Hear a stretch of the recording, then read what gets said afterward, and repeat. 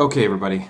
The uh, the bear that is Chapter 7 here is about Medicaid planning, and this is really important for you as future paralegals because my paralegal probably spends 40 or 50% of her time on Medicaid applications. Maybe that's too much, but it's a lot, and it's probably going to get bigger. And we don't even do a whole lot of Medicaid planning in my office. Some practices do much more than we do. So some practices have dedicated Medicaid paralegals that do nothing but that. That would be a lot. I wouldn't want to do that. But my paralegal could certainly vouch for the tediousness of Medicaid application work. But it's squarely good paralegal work, and so that's why it's so important. Anyway, really, there can be just an hour on Medicaid, so I'm going to try to touch on the things that I think are really important. Namely, in looking at the assignment, that's kind of tricky. So let me say this. The what we're looking for here is what are the asset limits and income limits in order to be eligible for Medicaid that pays for nursing home costs. So, Medicaid, as I mentioned in the prior chapter, is a form of health insurance that can pay for medical costs just like any other kind of health insurance. As a matter of fact, after Obamacare, Medicaid had a great expansion. I'm sure some of you are aware of that. And so many more people are Medicaid beneficiaries to pay to as their primary health insurance, just like anyone else in the private market. That's not the kind of Medicaid we're talking about here. This is Medicaid that has its own set of rules, and it pays for nursing home costs. So that's what we're looking for in that question. And as a hint, there are three numbers because this question I don't think is as clear as it should be. So there's an amount you can have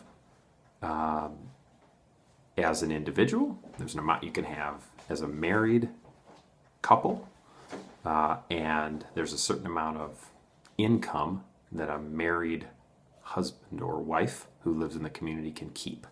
So if you're attacking that question, then you would do well to Google something called Community Spouse Resource Allowance.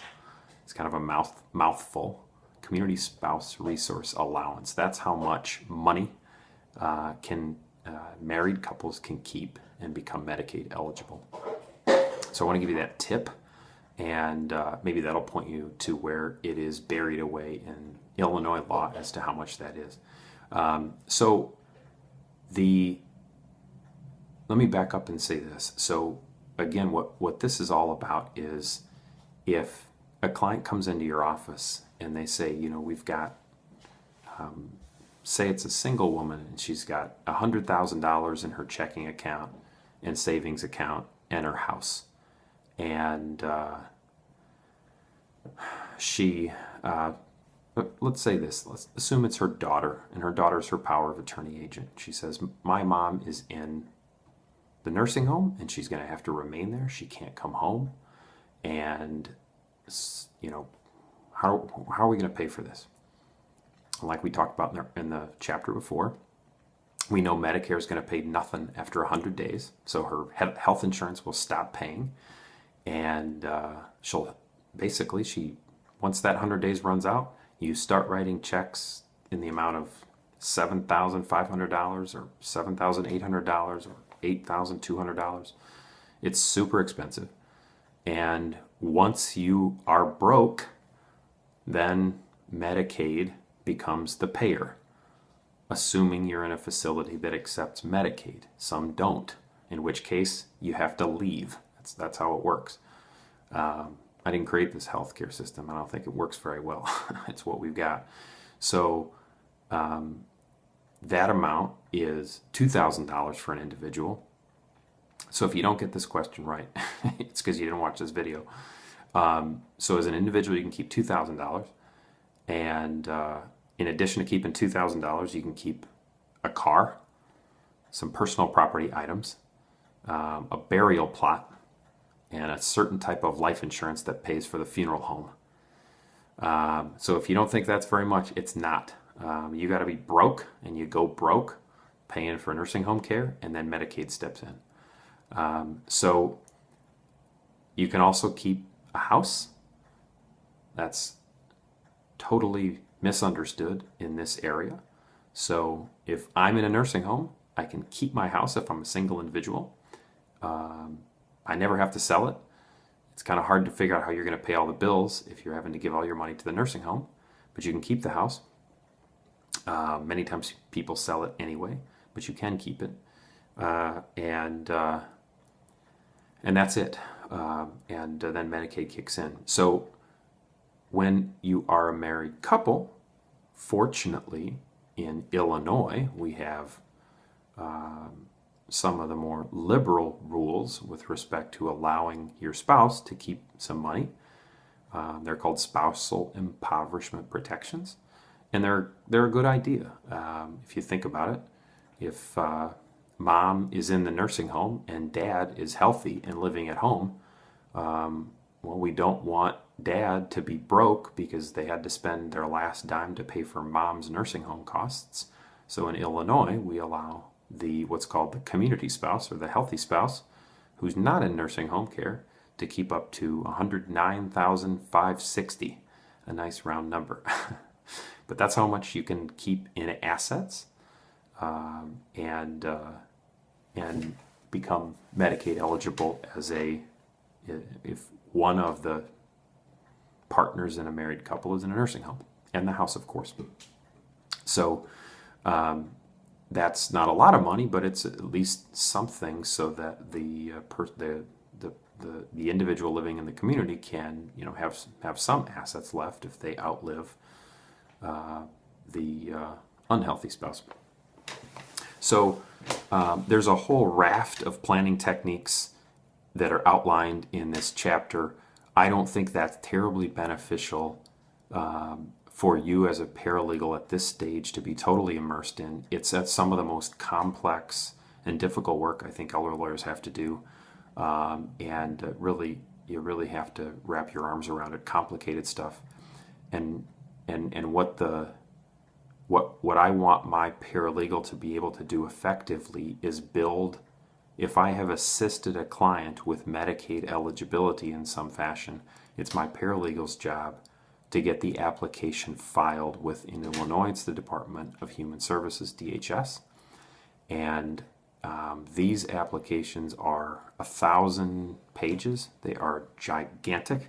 They're usually a half a foot thick because in Illinois, you must show, when you file a Medicaid application, the history, every penny, truly, of the individual's accounts over the last 60 months, 5 years. So if you're making an application today on March 12th, 2015, you have to account for every single dime from March 12th of 2010 to the present. So if you had a bank account that you closed in 2011, you need all the statements from March of 2010 until it closed. If you had an account that was open for a year and closed right after that, you need all those statements.